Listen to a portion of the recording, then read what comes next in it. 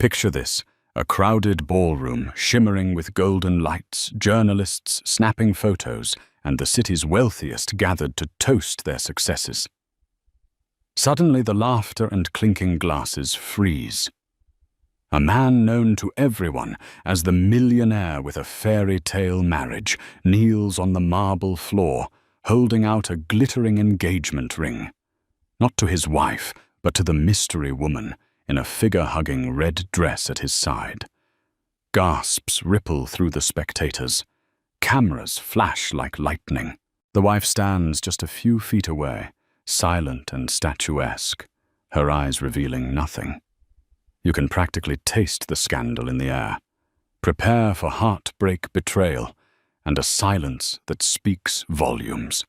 Ethan Caldwell was a self-made man.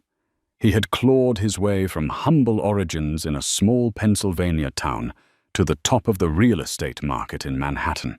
As a teenager, he flipped cars in his neighbor's driveway to earn pocket money.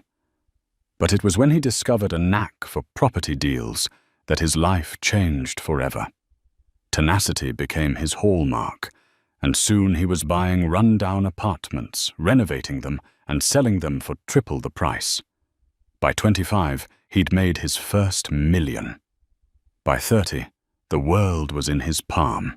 His wife, Rebecca Caldwell née Harrington, was the daughter of a prominent judge, James Harrington, known throughout the Northeastern Circuit for his integrity. Ethan's in-laws had been wary of the brash, ambitious young man courting their daughter, but Rebecca herself was mesmerized by his drive, his burning desire to conquer every obstacle in his path. She was a gentle soul, a classical pianist with refined tastes. He was the unstoppable entrepreneur who felt equally at home in a boardroom or a seedy construction site. Opposites, but they attracted like magnets, forging a romance that took high society by storm. Their wedding was legendary, held at the Harrington estate with white doves released at sunrise and a fireworks display at sunset. The press swooned over the perfect couple, writing rhapsodic features about their unstoppable synergy, the brilliant, polished artist and her cunning, resourceful husband. In interviews, Ethan credited his success to his wife's unwavering support. She smiled shyly from behind him, her eyes filled with an abiding love that made it easy for the public to believe they were soulmates. Over time, Ethan's empire ballooned. He founded Caldwell International Group, branching beyond real estate into shipping logistics and even tech startups. Luxury offices in Midtown Manhattan became his command center, frequented by investors, board members, and the occasional celebrity friend. Every year, the tabloids chronicled the couple's exotic vacations, yachting off Santorini, skiing in the Swiss Alps. It was an image of glossy perfection. Ethan as the dashing millionaire, Rebecca as his poised, intelligent partner who hosted fundraisers for local charities and endowed music scholarships under her family's name. Behind the scenes, however, cracks were beginning to show. The demands of an ever-growing empire left Ethan pulling all-nighters. Rebecca, accustomed to a quieter life of piano recitals and intimate gatherings, struggled to keep pace. Their moments alone dwindled, replaced by frantic phone calls, urgent business dinners, and expansions that never stopped.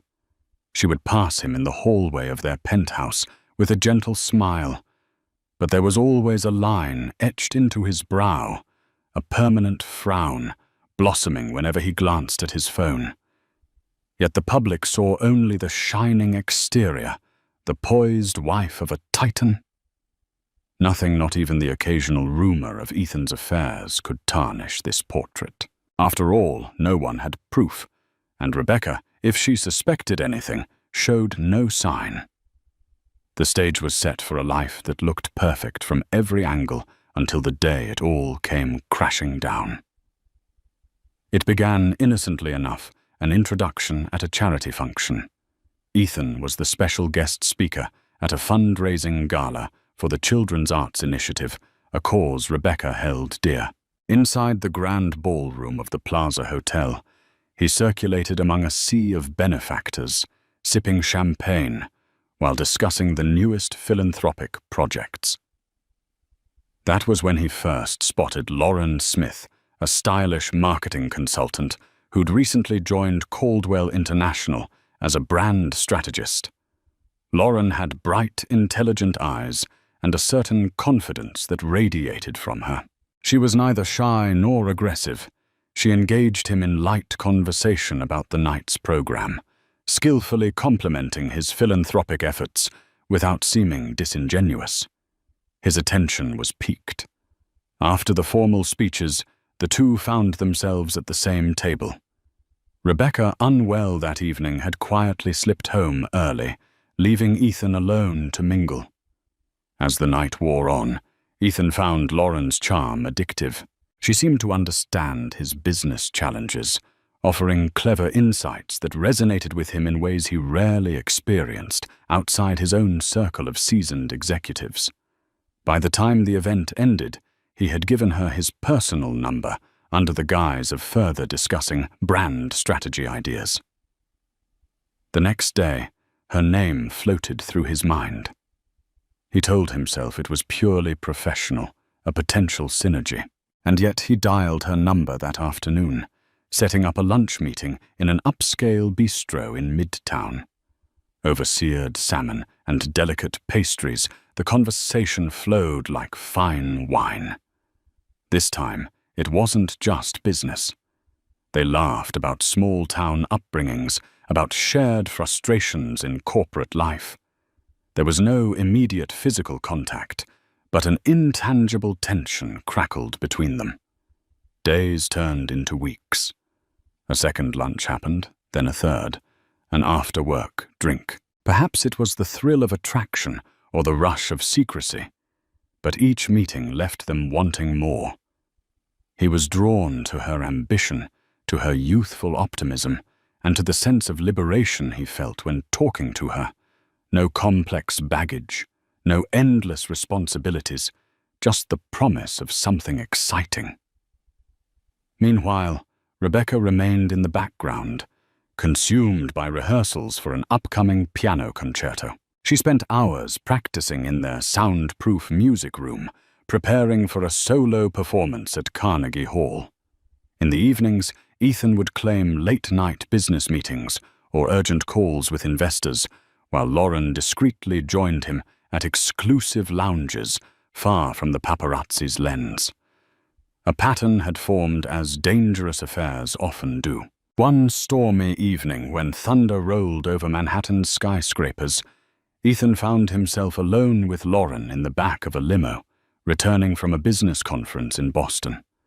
The windows were dark, the city lights a blur as the driver navigated through flooded streets. Lauren's hand touched his. Their eyes locked.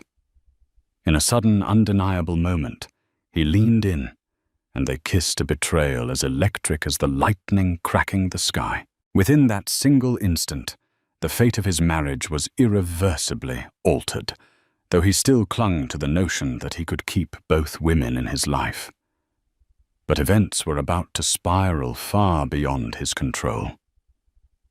Rebecca was not naive. She noticed the subtle changes in her husband's schedule, the hushed phone calls at odd hours, the faint trace of perfume on his collar that wasn't hers, and the stammer in his voice when he tried to explain missing dinners. A quiet dread began to settle in her mind, though she didn't voice her suspicions. Instead, she observed him from a distance, trying to gather silent proof that her once perfect marriage was drifting dangerously off course. One evening they attended a benefit concert at Lincoln Center. Rebecca was performing a short piece before a star violinist took the stage.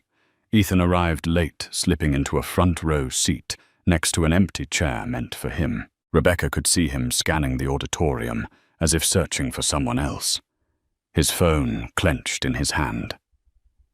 There was a moment, barely 2 seconds, where she caught the flicker in his eyes when a woman in a sleek emerald-green gown entered the balcony. She recognized that woman, Lauren Smith. Lauren's presence at high-profile events was normally explained by her role in public relations for Caldwell International. But seeing Ethan's reaction was like a knife twisting in Rebecca's gut. Despite her pounding heart, she performed her piece flawlessly, each note resonating with pent-up emotion she couldn't yet voice in words. After the final applause, as the audience erupted in a standing ovation, Rebecca bowed graciously, locking eyes with Ethan. He clapped enthusiastically, but she detected guilt in the set of his jaw. That night, she confronted him delicately. "You seemed distracted during the concert," she remarked while changing out of her performance gown. "Is everything all right at work?" Ethan waved it away. "One of our brand specialists came.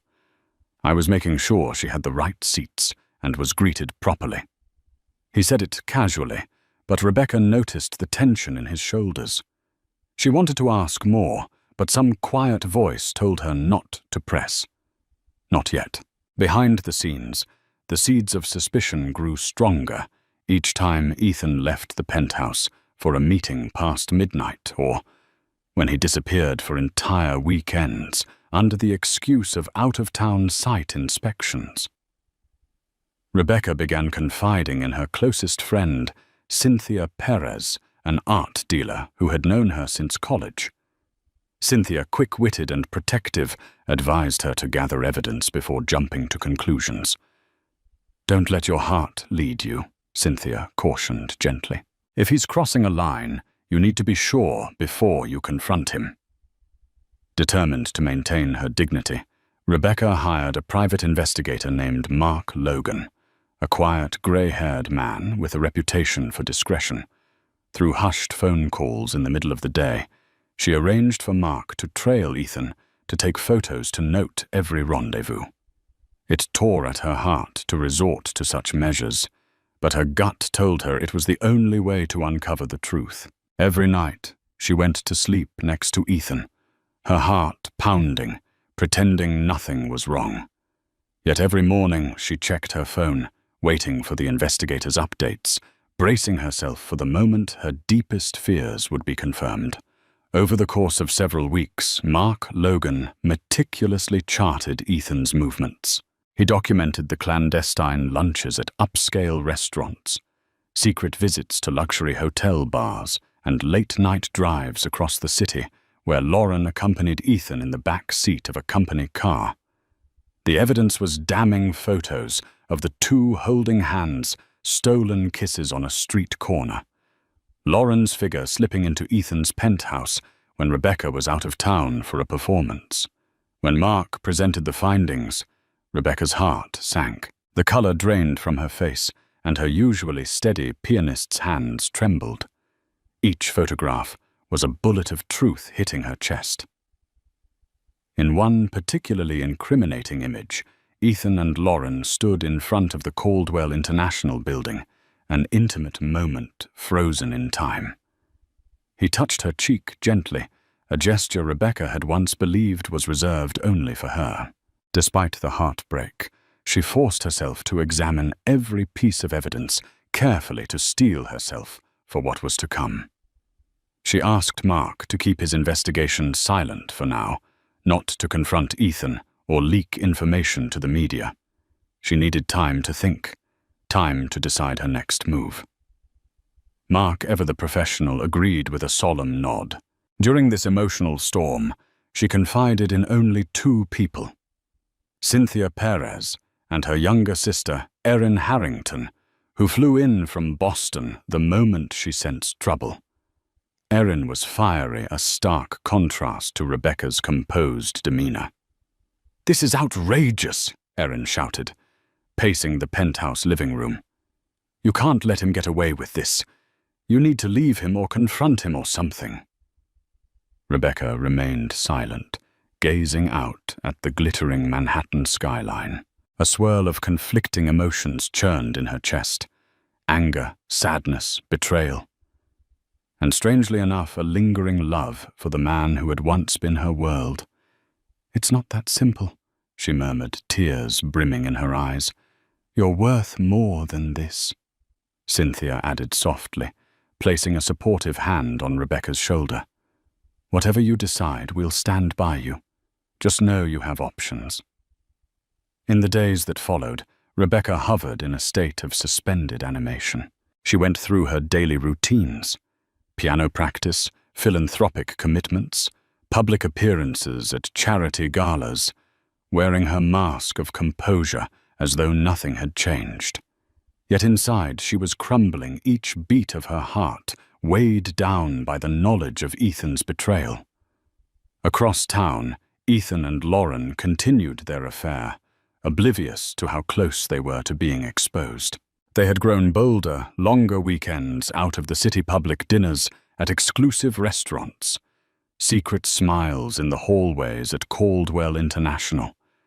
They believed they were shielded by their discretion. They underestimated the quiet vigilance of a wife who now knew more than she let on. In a cruel twist of irony, the tabloids still hailed Ethan and Rebecca as a power couple, praising their philanthropic work and glamorizing their seemingly perfect marriage. The city's wealthiest had no idea of the storm that was about to erupt, one that would change the lives of Ethan Lauren and Rebecca forever. One crisp autumn evening, Rebecca decided to attend a Caldwell International corporate function unannounced. She had been invited, of course. It was a gala, celebrating the launch of a new luxury condominium project near Central Park, but typically, she let Ethan handle these business affairs on his own. This time, she wanted to see the dynamics firsthand, to observe Ethan and Lauren in the same room. Dressed in a sapphire gown that accentuated her graceful figure, Rebecca entered the opulent ballroom. The decor was magnificent crystal chandeliers, towering flower arrangements, and waiters carrying trays of champagne. Although she was well known among the attendees, few expected to see her here tonight. Curious glances trailed her as she made her way to the center of the room. Ethan was speaking with a cluster of investors when he saw her. A flash of panic appeared in his eyes, quickly replaced by a broad, practiced smile. He excused himself and wove through the crowd to greet her with a polite kiss on the cheek. "You look stunning," he said, his tone carefully measured. "Thank you," she replied softly. She noticed how he didn't quite meet her gaze. She noticed, too, that Lauren was across the room, speaking with a group of board members. Their eyes flickered toward each other, an invisible connection that Rebecca could almost feel pulsing through the crowd. Throughout the evening, Rebecca maintained a regal composure. She chatted cordially with colleagues, accepted compliments with a graceful nod, and kept her distance from Lauren. Yet each time she passed near Ethan, she sensed his tension. He was careful not to let his gaze linger too long on Lauren, but the underlying current was unmistakable. There was more between them than business. Near the end of the event, she spotted a moment when Ethan and Lauren slipped out onto a balcony, presumably to discuss something privately. Rebecca waited a full 10 minutes before she too stepped outside. Arms crossed against the chilly air. The sight that greeted her was a dagger to the heart. Ethan had his hand on Lauren's waist, leaning in close. Though they weren't kissing, their intimacy was undeniable. Their heads snapped around as she cleared her throat. Lauren quickly stepped away, a flush staining her cheeks. Ethan tried to recover, adjusting his collar nervously. "Rebecca," he said. Forcing a bright tone, "Lauren was just showing me some new marketing concepts for the condominiums. We needed a quieter spot to talk." Rebecca's eyes flicked from Ethan to Lauren. She felt an urge to erupt, to hurl accusations at them, but she remembered the promise she'd made to herself to remain composed, to choose her moment carefully. So she simply offered a thin smile. "Of course," she replied. "Don't let me interrupt." Then she turned on her heel and walked away, leaving them both in stunned silence. Behind her, the city lights of Manhattan glowed with a deceptive warmth. Inside, her world was fracturing, the tension steadily rising toward the breaking point. And for the first time since this nightmare began, Rebecca felt a new emotion stirring beneath the pain, an icy resolve to face what she now knew without question. Rumors of Ethan's closeness to a mysterious woman had started circulating among Manhattan's elite. Whispers at social clubs, sly remarks among corporate circles, though no one dared confront him publicly. After all, Ethan Caldwell was a man of influence, and the benefits of staying on his good side far outweighed the risk of provoking him. Yet the gossip grew, and somehow Lauren reveled in the illicit attention. Perhaps it was the thrill of stepping out of the shadows, or maybe she was blinded by the promise of being part of Ethan's glamorous world. Eventually, Ethan made a decision that would change everything. Tired of secrecy, emboldened by his love for Lauren, call it foolishness or arrogance, he decided to propose in the most public, extravagant manner possible. He was convinced that once he announced his intentions, the narrative would shift in his favor. In his mind, wealth and power could rewrite any scandal. He believed that if he went big, the public might applaud his boldness rather than condemn his betrayal. It was a crisp winter evening at the Metropolitan Club, a venue notorious for hosting some of the city's most prestigious galas. The event was a charity auction for children's education, a cause Ethan had supported for years. Rebecca attended as part of her philanthropic commitments, though her mind was miles away, still wrestling with the heartbreak at home. Just as the auctioneer concluded the final bid, Ethan stepped forward. Clutching the microphone, he cleared his throat. His heart hammered, but adrenaline spurred him on. "Ladies and gentlemen," he said, voice echoing across the gilded hall, "I want to thank you all for your generosity tonight. This cause, children's education, is incredibly dear to me." Applause filled the space. Rebecca, standing near the back, watched him with narrowed eyes, unsure what was happening. Then, to her horror, Ethan beckoned Lauren to join him on stage. In a fitted red gown, she glided up the steps, her face glowing with anticipation. The crowd murmured in confusion. No one had introduced her. Ethan took Lauren's hand. "I've been blessed in many ways," he began, "but none so profoundly as finding someone who truly understands me, who shares my passions and my dreams. Tonight I want to share that blessing with all of you because I intend to ask this incredible woman to be my wife." A collective gasp rippled through the audience. Cameras flashed and the world seemed to tilt on its axis. Rebecca's blood turned to ice, her breath caught in her throat. She was too far away to move, too stunned to do anything but stare in disbelief. She felt pinned in place, the entire room spinning around her. On stage, Ethan dropped to one knee, extending a velvet box. Inside was a ring so large it dazzled under the chandeliers, a dramatic symbol of his wealth and his disregard for the vows he'd already exchanged. Lauren's hands flew to her mouth in mock surprise, her eyes brimming with tears of triumph. "Yes," she whispered into the microphone voice, trembling. "Yes, of course, I'll marry you." The applause that followed was hesitant, confused.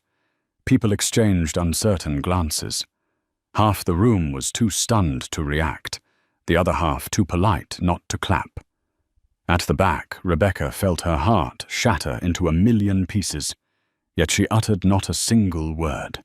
She turned and walked out of the venue, leaving behind a storm of flashes, gasps, and murmurs. And in the silence of her exit, she made the single most pivotal choice of her life, to remain completely, resolutely silent. The morning after the proposal, Manhattan was abuzz with scandal. Social media exploded with clips of Ethan on one knee, ring in hand, proposing to a woman who was not his wife. Paparazzi camped outside the Caldwell penthouse, eager to snap photos of Rebecca's reaction. But Rebecca never emerged. She stayed within the sanctuary of the upper floors, curtains drawn, phone switched off. She would not answer the door nor give a statement. The city had never witnessed such a shocking turn of events, and the wife's silence became the story's most compelling mystery. Inside the penthouse, Rebecca walked through marble-tiled corridors as though in a dream. She half expected Ethan to burst in and demand an explanation for her leaving the gala. But he did not. He was too busy with damage control spinning half-truths in business meetings, and to the media claiming his marriage to Rebecca had been over for some time, that the proposal was merely a formality of a new chapter. More interviews were requested, more tabloids thirsted for juicy details. Yet from Rebecca, there was nothing. No comment, no tearful confession, no rage-filled condemnation. Complete silence. Friends, family, and even reporters bombarded her with messages. Cynthia and Erin were frantic, urging her to speak out, to defend her reputation and condemn Ethan publicly. But she waved them off, face set in a calm mask. "Not yet," she said softly. "When the time is right, you'll know." Meanwhile, Ethan was unraveling. He had not anticipated that Rebecca, known for her grace and composure, would respond to his public betrayal by withdrawing entirely. He had expected outrage lawyers' letters or a weeping meltdown. Instead, he got nothing, and that nothingness became an echo in his mind, growing louder every day.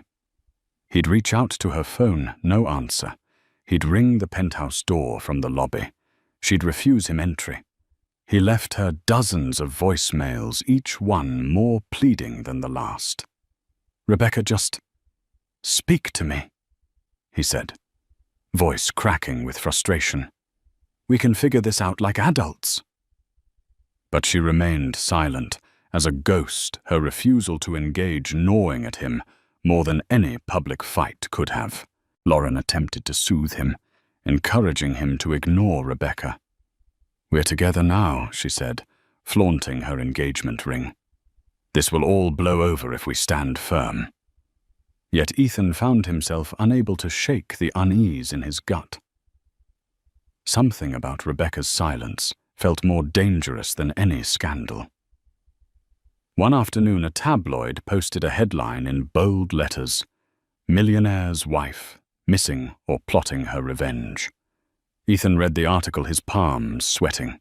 Reporters speculated that Rebecca might be preparing a massive lawsuit, or that she had left the country, or even that she had had a breakdown. Every theory made Ethan more anxious. He realized that despite his wealth and power, he had no control over the one person who mattered most in this entire fiasco, and so the city's greatest question remained unanswered. What would Rebecca do next? In the quiet corners of her penthouse, she sat at her piano, fingers poised above the keys, refusing to let a single note escape. She could only hear her own heartbeat, steady and resolute, as she bided her time.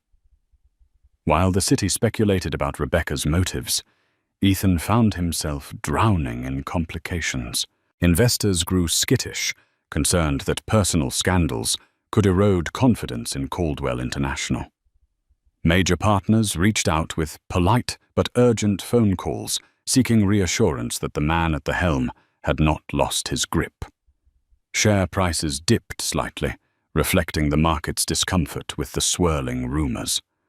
Lauren tried to help, taking up the role of a de facto spokeswoman. She gave interviews to smaller media outlets, painting a narrative that she and Ethan had been in love for some time, that Rebecca and Ethan were separated in all but name. But the interviews only fueled public speculation. Some social media commentators labeled her a gold digger, mocking Ethan for his brazen public proposal. Others empathized with her, seeing love as unstoppable. The divide was stark, and Ethan found himself on the defensive. At Caldwell International's headquarters, tensions reached a boiling point. Jordan Reynolds, the CFO, confronted Ethan about the negativity swirling around the firm.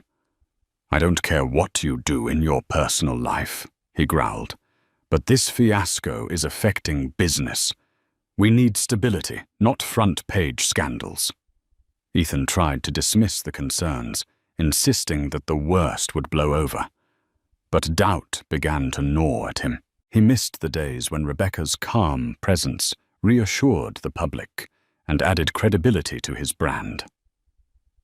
Behind the scenes, new revelations came to light. Cynthia Perez, fueled by loyalty to Rebecca, dug into Lauren's background and unearthed questionable financial dealings. A small publishing house in Chicago sued Lauren 2 years ago for breach of contract, claiming she'd broken NDAs and misappropriated funds. While the lawsuit had been settled out of court, the details were damning. Rumor had it that Lauren had used her romantic ties with the CEO of that company to secure insider advantages, then left him high and dry. When Cynthia quietly shared these findings with Rebecca, she saw a flicker in her friend's eyes. This was not the first time Lauren had entangled herself with a powerful man's empire. A pattern emerged. She latched onto ambitious men, wormed her way into their personal and professional spheres, and exited with substantial gains, leaving chaos in her wake. Rebecca said nothing, but Cynthia sensed a shift. It was as if the final puzzle piece had clicked into place. Rebecca now held not only emotional leverage, her silence, but also potential legal ammunition. And still she waited. Meanwhile, Ethan struggled to reconcile the woman he claimed to love with the uneasy revelations. When confronted about her past, Lauren dismissed it as a smear campaign. "I'm not that person anymore," she insisted, tears glistening. "I only want what's best for us. Don't let them twist old mistakes into something worse." Ethan believed her, or forced himself to. He was in too deep, forging ahead with wedding plans, sending out feelers for exclusive venues in the Hamptons, or even a private island ceremony. But each day, the mounting pressure from investors and the deafening silence from Rebecca eroded his confidence. Winter deepened, casting a chill across the city.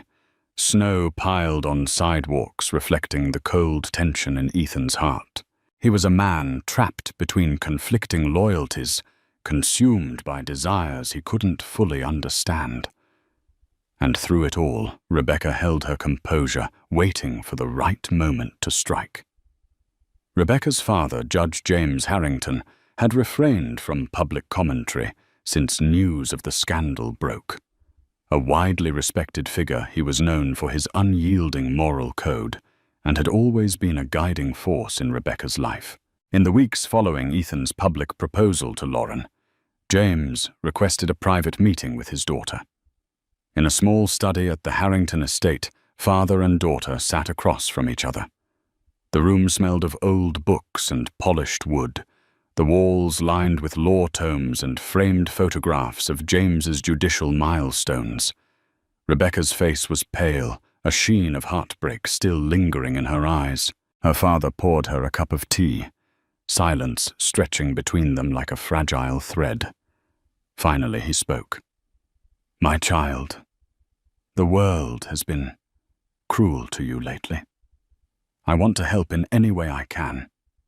Rebecca lowered her gaze. "I know, Dad, but I need to handle this in my own way."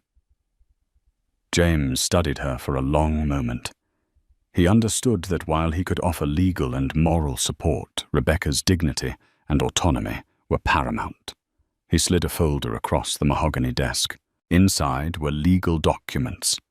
Evidence of Ethan's breach of fiduciary duty if he'd used company funds for personal affairs, and potential spousal claims if Rebecca chose to divorce. "You have every resource I can provide," he said gently. "But I won't force your hand. You do what feels right, and I'll stand beside you." With tears in her eyes, she reached over and squeezed his hand. For the first time in weeks, she felt fortified, as if her silent strategy had a powerful ally beside her. Meanwhile, on Ethan's side, tensions escalated. Lauren had her eyes set on one goal, a high-profile wedding that would cement her position by Ethan's side. She orchestrated lavish photo shoots, arranged exclusive interviews about her fairy tale romance, and insisted on finalizing a prenuptial agreement that curiously favored her more than any sensible advisor would recommend.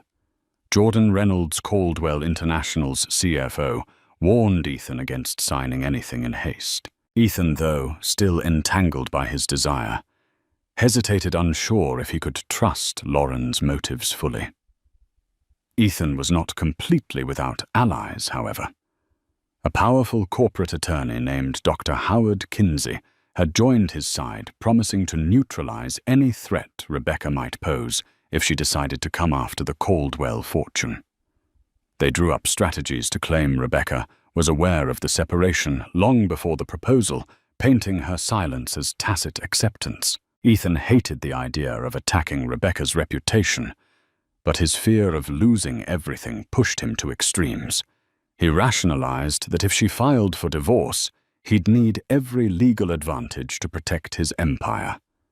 The lines were being drawn. Allies on both sides gathered quietly, preparing for an inevitable clash.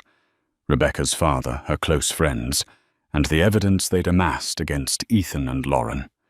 Ethan's corporate attorney, his hungry PR teams, and the shield of money and influence he believed could protect him. The city braced for a showdown that no one could quite predict, and in the middle of it all was Rebecca, still silent, still watching, biding her time, as the swirling maelstrom of allies and enemies drew ever tighter around her. The final straw came on a snowy evening in February. Ethan, out of desperation, decided to confront Rebecca face to face at their penthouse. He had tried phone calls, text messages, emails. All went unanswered.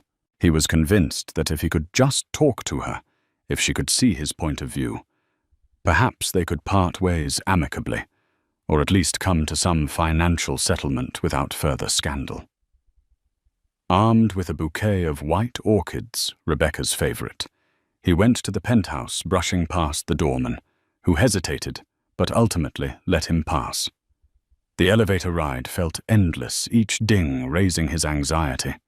When the doors slid open, he entered the silent marble foyer. He called out her name. No response. Venturing deeper, he found her in the music room, seated at the piano. She stared at the keys, but made no sound. He placed the orchids gently on the polished wood surface and cleared his throat. "Rebecca," he began, his voice quivering with emotion. I'm sorry for everything. I never meant for it to happen this way." She turned slightly, her expression unreadable. But she didn't speak. She simply watched him, her eyes steady, offering no hint of anger or forgiveness. "I know I hurt you," he continued, stepping closer. "I was selfish and stupid. Lauren, He paused, struggling for words. "I thought I could find something new, something exciting. But I never wanted to destroy you." Still, Rebecca remained silent. Ethan's frustration flared. He had come expecting tears, accusations, or even a slap, anything but this impassive calm. "Speak to me," he demanded, voice shaking. "Please. Say something. I need to know what you want." Rebecca raised her gaze, and for the first time in a long while, Ethan saw a flicker of deep sorrow and fierce resolve in her eyes. Yet not a syllable passed her lips. Instead, she stood, walked to the door of the music room, and held it open, gesturing for him to leave. Her meaning was unmistakable. Devastated, Ethan stepped out into the hallway. His heart pounded as he realized the finality of her gesture. He had truly lost her, and he felt an inexplicable emptiness. Where once he had commanded entire boardrooms, now he found himself powerless in the face of her silence. By the time he reached the street, snow was falling heavily, blanketing the sidewalk in white. Lauren called frantic about some rumored lawsuit that might be coming from Rebecca's side.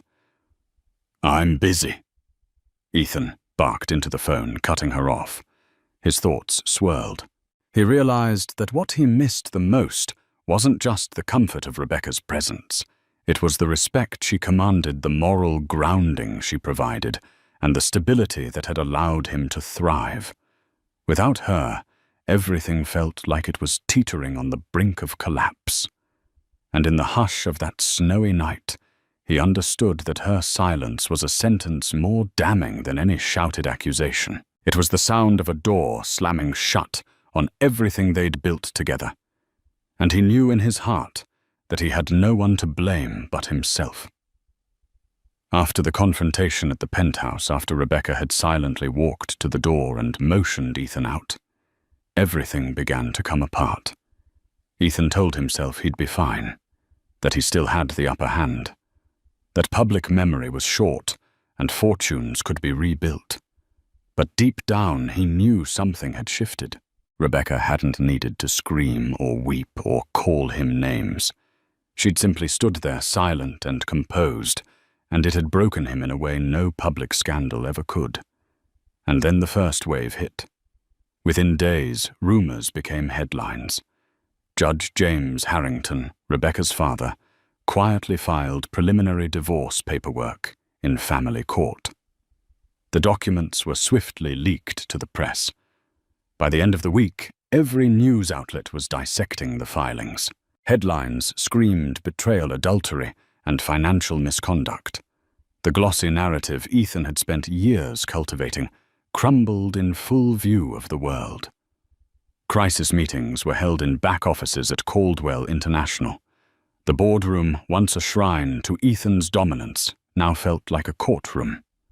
Jordan Reynolds, the CFO, called for an emergency session. He didn't mince words. "We're hemorrhaging credibility. Investors are nervous.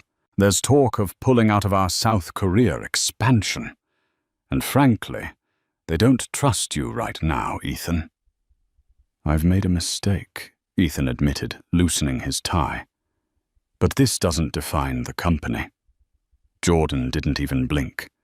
It might not define it, but it's dragging it down fast. Meanwhile, Lauren tried to spin a narrative of romance over scandal. She gave interviews to friendly lifestyle outlets, posing for photos with Ethan smiling as she described their unexpected but beautiful love. But the public wasn't buying it. Her engagement ring, a gleaming symbol of Ethan's betrayal, became a lightning rod for online mockery. Social media turned savage. When a respected journalist published a piece titled "The Mistress with a Motive," citing anonymous sources, shady financial ties, and whispered allegations from Lauren's previous jobs, everything changed. Investors began pulling back. Event sponsors cut ties. Even Ethan's high society allies stopped returning calls.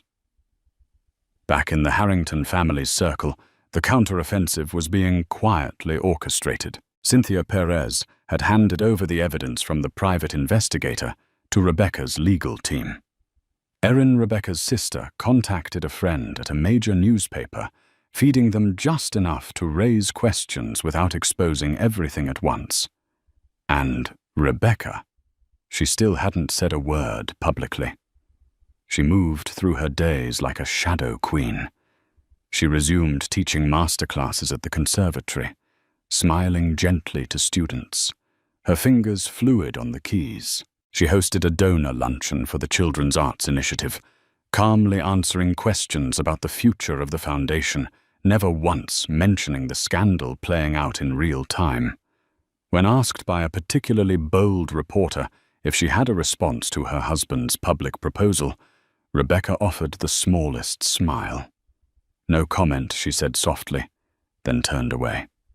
It drove Ethan mad. He had prepared for anger, for screaming, even for legal threats. But not this cold, surgical refusal to engage. Her silence was louder than his press conferences, more powerful than any of Lauren's Instagram apologies. It wasn't long before things inside Caldwell International began to fracture further. Whispers spread that the board was preparing for an internal vote, that if Ethan couldn't control the narrative, he would be temporarily removed as CEO. And then came the article. The investigative expose dropped like a bomb, a deep dive into Lauren's history, her fast climb through corporate ranks, her lawsuits and her tendency to attach herself to powerful men. One paragraph stood out. Sources allege that Ms. Smith used her influence to manipulate internal decisions at Caldwell International, securing lucrative contracts tied to companies linked to her personal accounts. Ethan's phone exploded. Calls from lawyers, from investors, from his PR team, from Lauren crying, screaming, asking what they were going to do. He had no answer. Lauren begged him to make a public statement denying the claims. "We need to show unity," she insisted, "that I'm not some opportunist." But Ethan couldn't even look her in the eyes.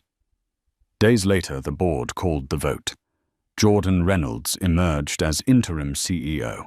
Ethan was asked politely but firmly to take a leave of absence until the storm passed. He signed the papers in a haze.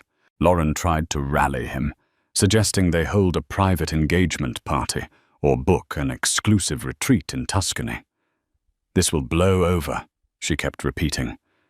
"You're still Ethan Caldwell." But for the first time in his life, Ethan didn't feel like Ethan Caldwell.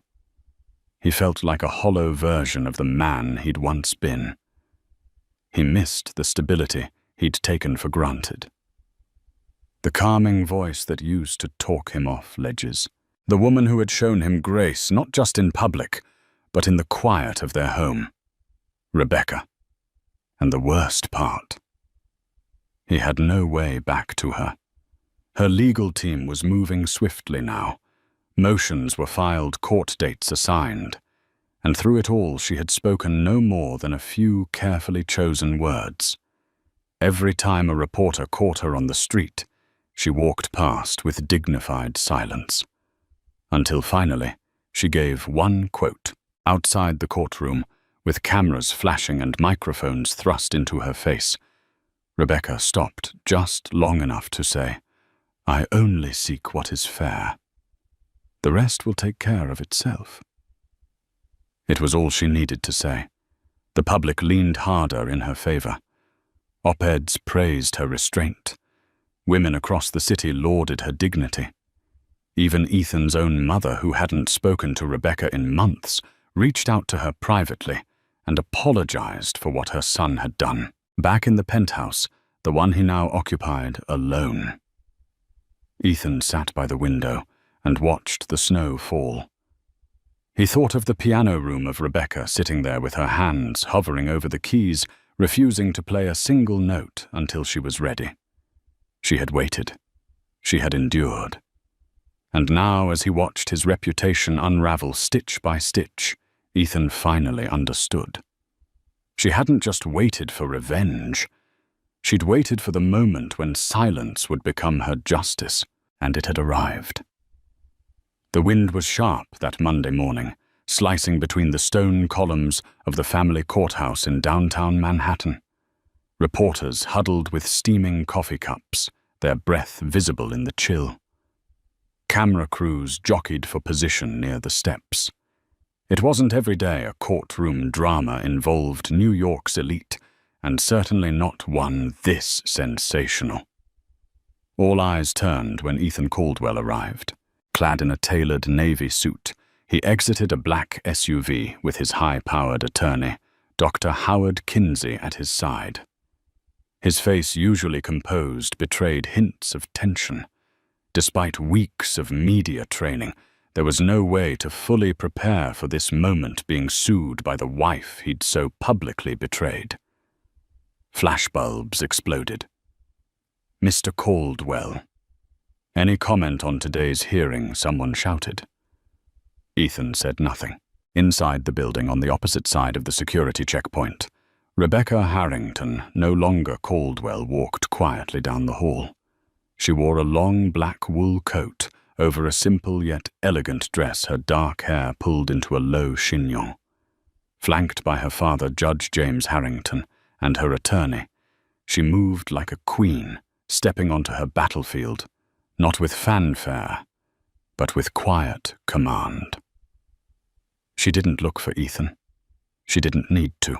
Her silence, even here, was her strongest weapon.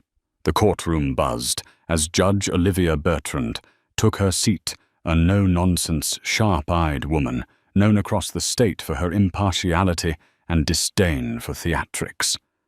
The gavel fell. "Let's proceed." Ethan's legal team moved quickly, attempting to frame the separation as long-standing and amicable. Dr. Kinsey, with smooth precision, painted the narrative of a marriage already dissolved before Ethan's engagement to Lauren Smith. "Our client," Kinsey said, "wishes only to close this chapter with dignity and fairness." There was no malicious intent. But the opposing table had come prepared. Rebecca's lawyer, a shrewd woman named Naomi Feld, stood and began laying out a meticulous timeline. Photographs, timestamps, sworn statements, detailed surveillance logs from the private investigator. All of it pointed to one thing: the affair had begun well before any formal separation. And more importantly, Ethan had made a public spectacle out of it. The bombshells didn't stop there. They introduced financial documents showing questionable transfers from Caldwell International accounts to cover private trips with Lauren, receipts from luxury hotels, flights billed under consulting expenses. It wasn't just personal betrayal, it was potential misuse of corporate funds, and the court took notice.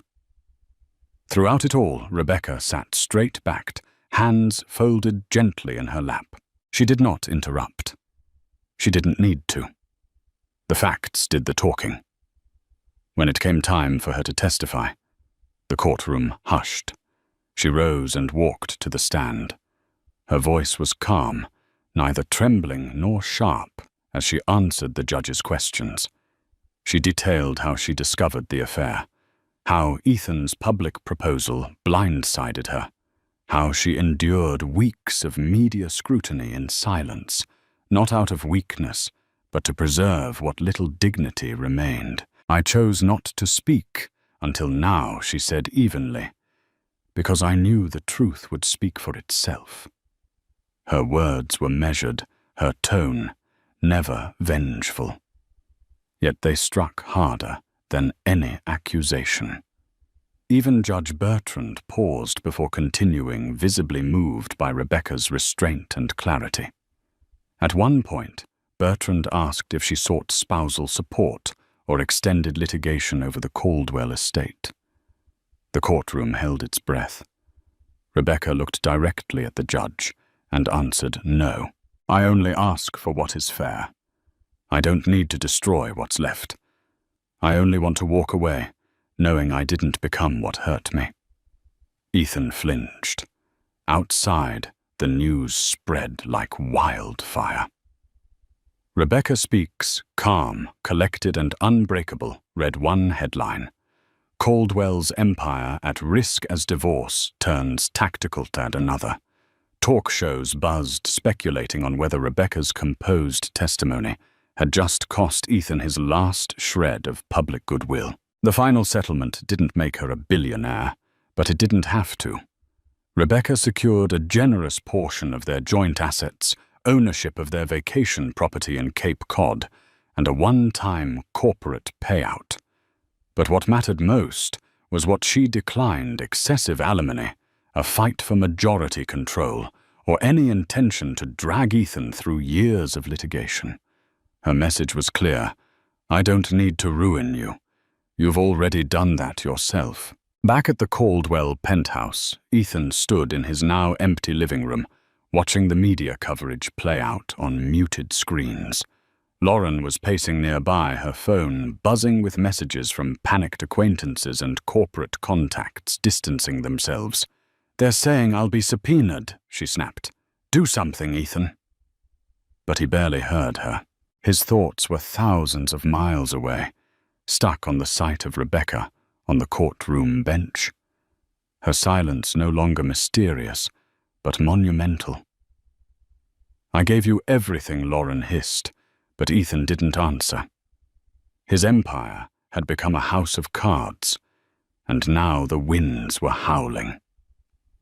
Over the following weeks, Caldwell International's board quietly voted to replace him as CEO. Jordan Reynolds stepped in to stabilize the company, issuing statements that the firm would refocus on integrity and investor trust. The damage had been done, but the rebuild had begun without Ethan at the helm. Rebecca, meanwhile, stepped into her new life with a kind of grace that the city admired and envied. She moved out of the penthouse and into a historic brownstone on the Upper West Side. She reinstated her family name, Harrington, and poured herself into the Children's Arts Initiative, even endowing a scholarship fund for young women in the arts. She never gave another interview. Lauren eventually disappeared from the social scene, her glittering moment of fame gone as quickly as it had come.